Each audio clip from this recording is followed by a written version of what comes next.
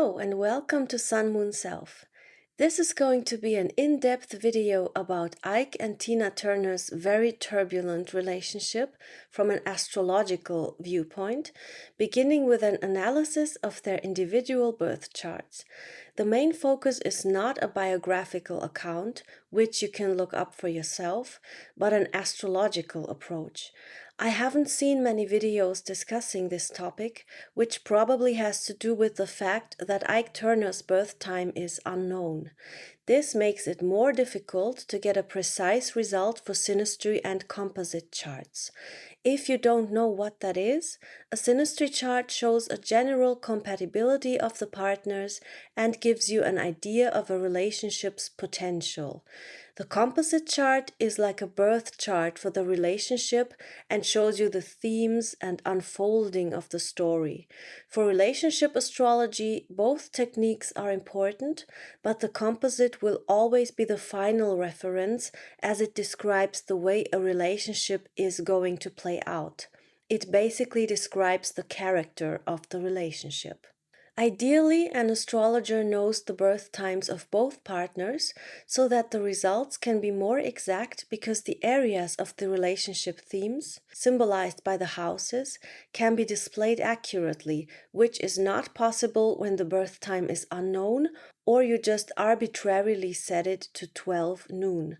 This makes no sense to me unless you just happen to find the correct birth time, but this likelihood is pretty small, so I prefer to either not do this at all and keep it general without the houses, or try and rectify the chart and figure out the birth time as closely as possible, which is exactly what I have attempted here. I have intentionally not done a lot of research before analyzing the charts, apart from what I have already known about both partners, because I wanted to see if I can recognize certain issues and patterns in the charts that I can then verify and cross-reference with known information. This was especially interesting in Ike's case, as I knew practically nothing about him, other than what I remember from the famous movie that I've seen a long time ago, and of course being aware of his remarkable musical talent and undeniably crucial role as one of the pioneers of rock and roll. Here's how I determined Ike Turner's birth time, which is most likely not exact to the minute, of course, but I believe somewhere in the vicinity of the time that I have calculated. First, I looked at the placements of his sun, moon, and planets and their aspects to one another. Even without the houses, which you can only get correctly when you know the birth time, this gives me a good general idea of his character, main issues in life, attractions, motivations, etc. Secondly, I have given much thought to the way he came across, how he presented himself, the vibe which he gave off, which of course a clever showman like him would know how to manipulate, but there is something unfakeable about the way a person comes across, something that you can still perceive no matter how well crafted someone's public demeanor and image is. There are also important clues when it comes to the way he approached music and his role as the band leader, how he dealt with other people, and what was important to him. The latter would be characterized by the ascendant, which as of yet is not known due to the missing birth time. So it's my job to find this ascendant, and in order to do so, there are different methods employed by astrologers, one of which is one that I tend to use very cautiously, which is intuition based on the knowledge of the sign's natural qualities, which by the way is completely non-judgmental and neutral with no preconceived notions or preferences. Personally, I never use my intuition on its own. Instead, I see the chart as a puzzle and go about finding the missing pieces by looking at the way a person comes across, how they behave with others, etc. Not the private person, which I do not know, but the way someone presents themselves to the world. So I watched a few interviews and live performances and tried to get a feel of Ike Turner's personality and ascendant. Being the consummate showman that he was extremely in control of his image and that of his band, and especially the female group, the Ikettes. So there's my clue to his ascendant. He was highly controlling to an almost manic degree, calculating, very smart, but also somewhat reserved in the way he presented himself. He didn't talk much in public, stayed in the background, and did not assume any kind of ostensively dominant role on stage. However, he was extremely dominant as the band leader, the all controlling, all directing force behind every single aspect of the music, image, and performance. Looking at the zodiac signs' individual natures and dominant energies, I could only come up with a Leo ascendant, but there also had to be a strong Virgo influence due to his extreme perfectionism. The first house cusp then would be Leo, with the drive to be on stage, whether literally or proverbially, with this sign also occupying the 12th house, making him the hidden hand, the dominant force behind the scenes, but adding a strong Virgo influence in his first house. Virgo being very controlling, critical, detail-oriented, and sometimes almost unbearably so when in its most extreme or pathological form even, which by all accounts seems to be the case here. It would play perfectly into the way he would present himself, which was reserved, somewhat cold, but also flashy and eye-catching, not exactly afraid of standing out. The ascendant is how you meet the world, so with Leo and a lot of Virgo in the first house, this would be a somewhat repressed person with many internal hang-ups and insecurities, but with a massive ego behind him, and most of all, a huge drive to shine and to be the boss. I'm also keeping in mind his treatment of his band, especially the Ikettes and Tina, who have been subjected to his extremely grueling regime where every minuscule detail had to be perfect. No other placement makes sense to me when I think of someone who worked so hard on his career and had such a great drive to be on stage and also to run every single aspect of the show. Therefore, taking into account some leeway with the degrees, I personally cannot think of another chart that would make sense here. Lastly, in order to find out whether my calculation is correct, I had to rely on verifiable events and see whether they match the chart using predictive techniques such as solar return as well as transits for specific dates. The dates of his numerous marriages and divorces are pretty well documented, so are the births of his children.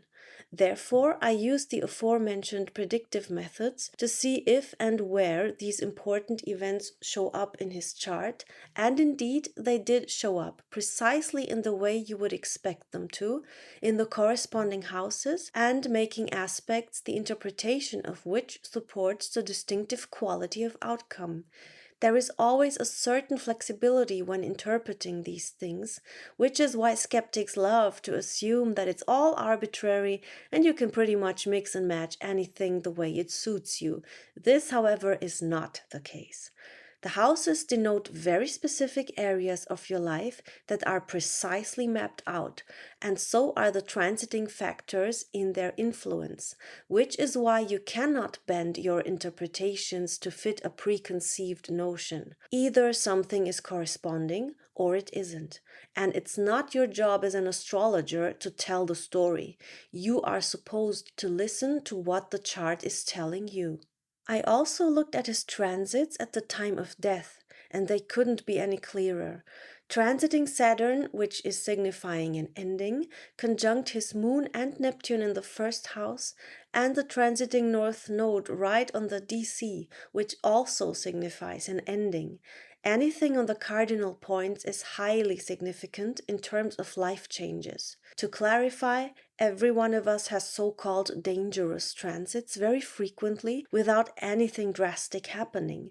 But when these transits show up in the chart of a sick or severely weakened person, they could very well trigger certain potentials or predispositions in the chart. This goes into the highly complex field of medical astrology, which exceeds the scope of this video, but suffice it to say, when nothing happens, so-called death transits may or may not be present.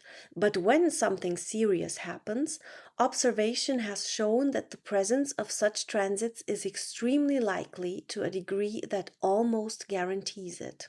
Having employed the predictive methods on my hypothetical chart with the ascendant in Leo, I have come to the conclusion that the birth time I have determined is at least approximately correct. If anyone is a knowledgeable astrologer and has a different take, feel free to do your own experiments. So far, I have not yet come across anyone who has taken it upon themselves to rectify Ike Turner's birth time. Moving on to the interpretation of his birth chart, which is the basis for further confirmation of whether or not it is accurate. Sun conjunct Mercury in Scorpio in the third house means that his way of thinking and communicating was very Scorpionic. This means that he could be very smart and calculating, obsessive, he loved getting to the bottom of things, was possibly paranoid to a degree, and could hold grudges for a long time. His relationship with siblings, he had a sister, may have been emotionally difficult. Sun in Scorpio also denotes a strong sexual motivation in general and an aura of sexual mystique and magnetism. He also had Venus in Scorpio right on the IC, which suggests a very strong female sexual element in his childhood and youth. The fourth house, its cusp marked by the IC, stands for the home environment, family, early childhood experiences, and the past. Square Jupiter in Leo in the 12th house, this means not feeling seen and heard, not feeling able to find joy and optimism, which is supported by something of a dark, possibly sexual nature coming from a woman or female influence in his childhood. I read later on that according to himself, Ike was repeatedly sexually abused by women in his childhood, starting from around age 6. He is quoted as saying, "That's probably why every relationship I was in was surrounded by sex. Sex was power to me." End quote. This theme will become more obvious soon. Moon in Virgo conjunct Neptune indicates a strong tendency towards projection, putting women on a pedestal, but also being delusional about emotions and women, and hypercritical of them. Definitely a lack of realism and clarity. A predisposition to substance abuse is possible as well as emotional repression and potentially sexual abuse inflicted by women or on women. With Moon Neptune square Mars, Mars being the attacking or violent force. But at the very least, this hints at a conflict between his feelings towards his mother or women in general and his masculinity and sex drive that was somewhat repressed because Sagittarius ruler Jupiter is, so to speak, hidden in the 12th house. Therefore, you could also say that he had great difficulty finding true joy in his sexual or romantic relationships. There's also a general emotional coldness, not very much warmth despite definitely no lack of emotions. He just doesn't seem to have been able to empathize with women or relate to his own emotional vulnerability in a healthy way, despite being extremely practical and clever on a material level and having a mind for business. He wasn't devoid of compassion. As a Scorpio sun, he was most likely capable of feeling very intensely about his partners and his family, and he could be caring, but when it comes to femininity, either as an archetype of his emotions or in the physical sense with real women, he was certainly not coming from a healthy, balanced place whatsoever. Moon conjunct Neptune can also mean a predisposition for mental illness, depression, personality disorders, and a generally addictive, obsessive personality. Moreover, the Moon Neptune conjunction can symbolize that his mother was emotionally repressed herself and may not have given him enough nurturing, either because of her own personality or because of the circumstances of a difficult life, for example, dealing with an illness or abuse herself and suffering greatly from it. She may possibly have been idealized by him in some way. Saturn in Capricorn can mean that his father was likely a traditionally oriented man, possibly quite strict and conservative, but also strongly sexually motivated, either openly or secretly, and or emotionally difficult to deal with. Both the Sun and Saturn represent the father archetype. From this chart, it is clear that Ike had a short fuse, was easily bored, and looking for validation as a man because of a lack of confidence. He may not have liked his appearance and or masculinity. Chiron retrograde in Taurus, opposite Venus, Mercury, and Sun in Scorpio can also indicate that he may have had some sort of inferiority complex, or his ego was wounded by a sexual experience. With a T-square to Jupiter in the 12th house, here once again we see the theme of deep insecurity and not feeling seen, thus trying to exert control in a sexually dominant way. This is additionally reflected by the Sun in Scorpio and Pluto retrograde in Cancer. Pluto in Cancer can mean that he had a need to control the feminine in an archetypal sense, as Cancer is the ultimate feminine archetype, but also internalized power struggles with women that had to come to the surface eventually. This means that he needed to control women sexually as he defined his physical masculine power and status as a man through psychological and or sexual power over women, possibly not in a willfully premeditated manner, but simply because he had no other way of responding to women and his emotions concerning women. His aforementioned quote confirms this. That this chart is likely accurate is also indicated by the 5th house, the house of creativity, self-expression, and children. With Saturn in Capricorn, we see a very tough, hard-working man who put a great amount of work into his stage performance as creative expression. This house is either seen as the realm of creative hobbies or creativity in a professional sense for people in the entertainment industry, for example. Another theme of this house is children. Saturn in domicile in Capricorn would speak of a man who sees himself as the traditional patriarch of a family and who possibly has many children, or at the very least a traditional, somewhat rigid view of himself as the family's authority figure.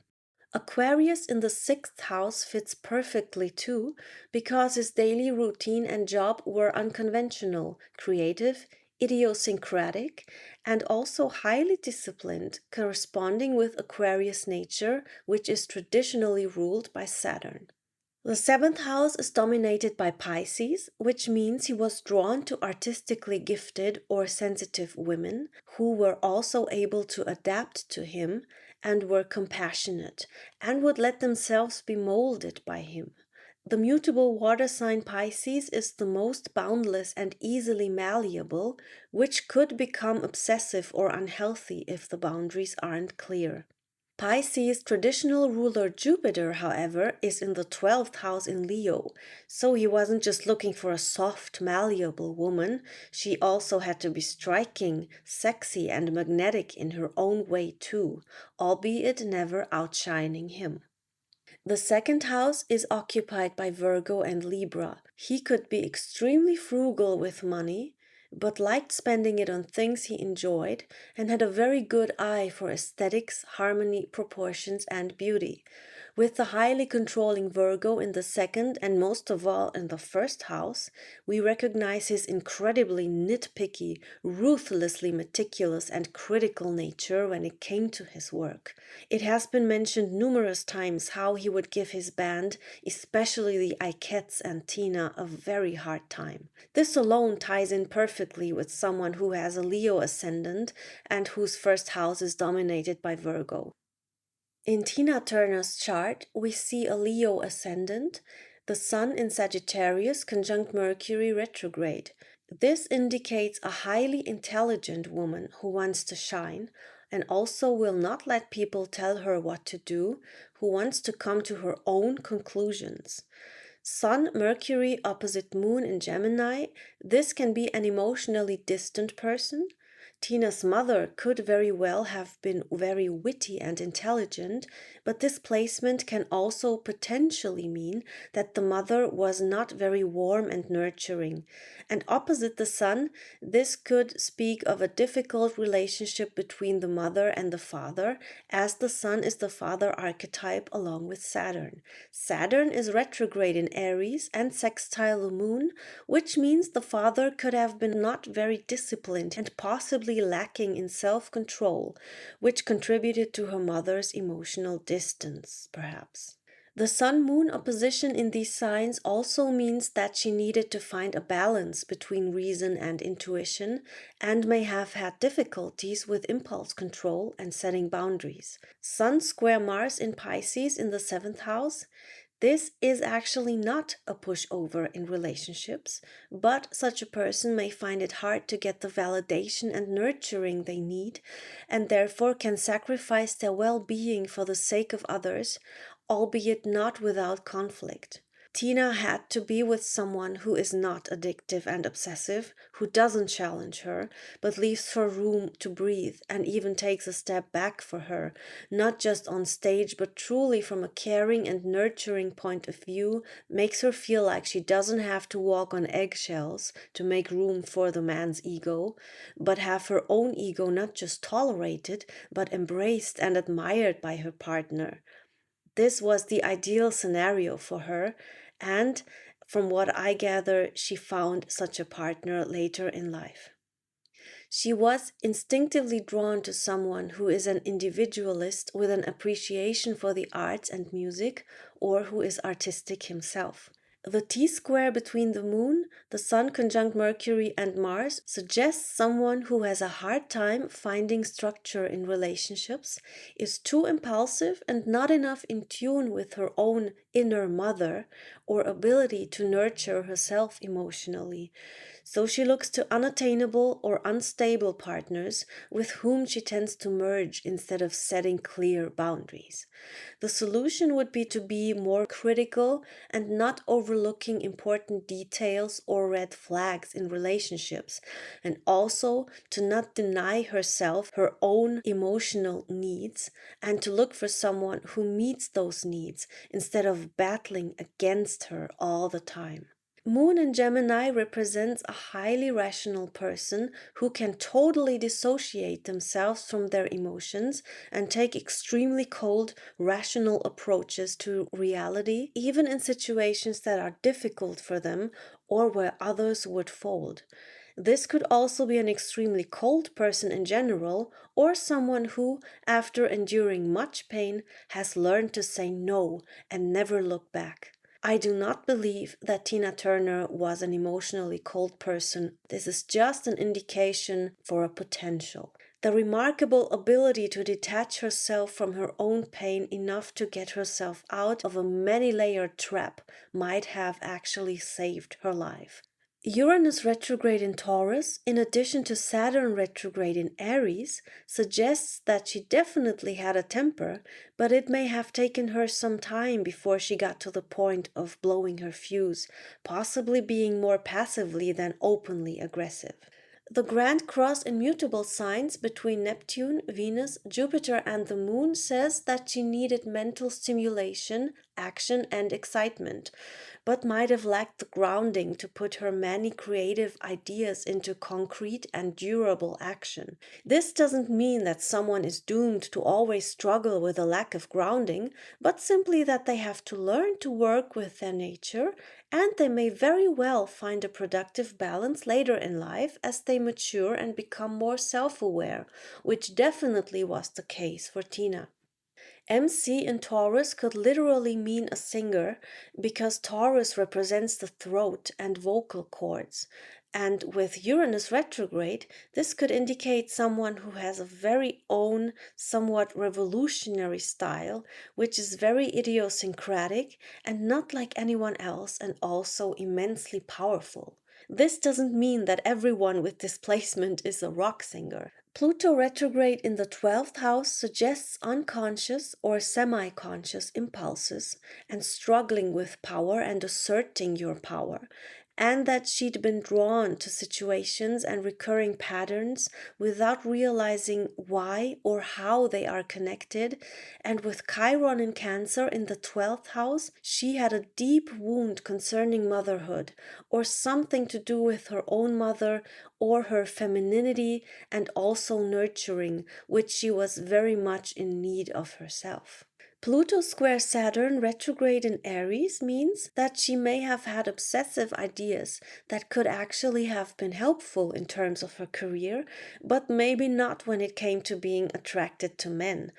Her father may not have been a structured, dependable figure for her, and this placement suggests a general difficulty in dealing with authority and putting her own power into perspective as well. Neptune in the second house tells me that she may have had some degree of idealism when it came to financial matters, overlooking red flags or important details because she enjoyed spending money on the things she liked, or didn't always have a good sense for business and finances. This will certainly have changed in her later life. Every placement is an indication of a predisposition or natural tendency, not a rule for the entire life. The more self-aware someone becomes, the more they can work with their own nature and to their own benefit instead of struggling against it or against reality. The square between Neptune in the second and Venus in Sagittarius in the fifth house calls for paying attention to money.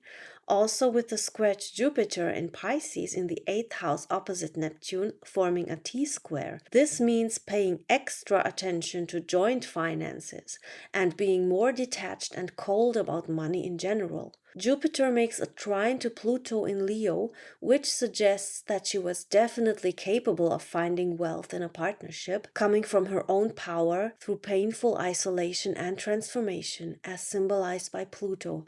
This is certainly reflected in her life story. With their cardinal points relatively close together, it's clear that there was a great initial attraction, possibly magnetic and irresistible in the beginning. Her Sun conjunct his Mars indicates possible violence, at least verbal. Her Sun is conjunct Mercury, so this could mean lively communication, but with Mars it's likely that there is some real conflict involved. And her Sun squares his Moon, which is one of the warning signs of emotional incompatibility. One partner's Sun squaring the other's Moon and vice versa is probably the most obvious red flag and a no-no in a synastry chart. Her Chiron conjunct his Pluto could indicate that she would have challenged or somehow wounded his need for control, so she made him feel less powerful, as she herself was a very powerful woman, albeit not obviously in her younger years, with a strong spirit and not easily submitted despite a lack of personal boundaries when she was younger. Her Uranus is conjunct his Chiron, so this indicates a bad temper, fighting, feeling hurt and misunderstood, and lashing out. His Neptune square her Sun could mean that he was cheating on her, which was the case, obviously. Her Mars almost conjunct his DC and opposite his Moon conjunct Neptune, making a T-square with the Sun-Mars conjunction, indicates that she was a huge challenge for him, and in spite of his all-encompassing control, she was not a pushover. Excitement and attraction is also indicated that could lead to violence and could also involve drug-related issues, emotional murkiness, projection, deception. And there is a mutable grand cross between his Moon conjunct Neptune, her Sun and Mercury conjunct his Mars, and her Mars. This can be interpreted as a highly ungrounded, albeit exciting, but very emotionally charged and potentially violent relationship. Moon conjunct Pluto retrograde in Cancer, opposite Mars conjunct the North Node in Capricorn. This hints at hidden aggression, mother issues, violence against the woman, austere masculinity against nurturing femininity, also male aggression against feminine power. The female's power is hidden in the 12th house. Hidden toxicity, resentment against the feminine who always has to struggle against the man. Neptune in Virgo opposite Saturn in Pisces, making a mutable grand cross with Jupiter in Gemini and Venus conjunct Mercury in Sagittarius. A very stimulating, lively communication and successful, interesting public life, exciting and possibly somewhat unconventional sex life, a great mutual attraction that was based on illusion and projection that ultimately didn't stand up to reality. It also entails not seeing the other for who they are. Saturn in Pisces opposite Neptune in Virgo indicates idealism, obsession, not being rooted in physical reality, addiction, lack of discernment. A grand cross immutable signs means difficulties finding stability and longevity. The relationship totally lacks grounding, is very adaptable to change and possibly creative and stimulating, but also unpredictable, and needs constant action and is anything but a safe haven. Basically, it's completely unreliable.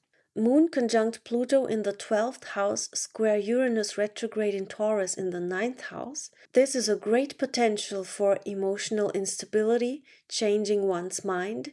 Cheating on the woman could also be indicated by this. Uranus sextile Saturn in Pisces. The man is unstable, unpredictable, and prone to sudden outbursts, possibly due to addiction problems and a lack of realism, as indicated by Saturn in Pisces. Sun in Scorpio trine Moon conjunct Pluto, a strong sexual attraction between the partners, a very strong sexual magnetism and fascination, but this alone, of course, is not enough to carry or save a relationship. Overall, there were a few factors that would have made the relationship happy for a while, but the potential for conflict is absolutely immense. And with this composite chart, as if the synastry wasn't bad enough, the story of their relationship is literally written in the stars. The many squares and overall volatile nature of this relationship is a recipe for disaster. I hope you have found this video informative. If so, please follow my channel and follow me on the other social media links that I have pinned in the comment below. And please leave a like and a comment, as YouTube's algorithm has not exactly made it easy for small creators lately. I appreciate your support very much. If you would like a personal reading for yourself or your relationship, feel free to book a reading with me. Please see the pinned comment for more information. Thank you so much for watching, and until next time.